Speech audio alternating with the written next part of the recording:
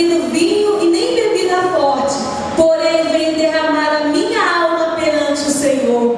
Não tenhas, pois, a tua serva por filha de Belial, porque pelo excesso da minha ansiedade, da minha aflição, é que tenho falado até agora. Então lhe respondeu Eli: vai-te em paz, e o Deus de Israel te conceda a petição que lhe fizeste. Aleluia.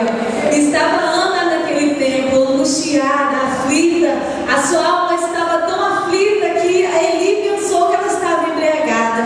Muitas das vezes nós nos encontramos nessa situação de angústia, de ansiedade e de muitas aflições que nos advêm, e nós ficamos como Ana, mas que nós possamos perseverar, porque o Senhor tem escutado as nossas orações.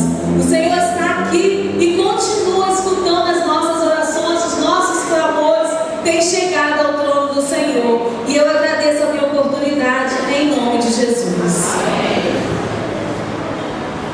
Glória a Jesus, El Shaddai, neste momento, louvando o Senhor. Glória a vós, irmã Diná, para trazendo algo também no nosso Senhor.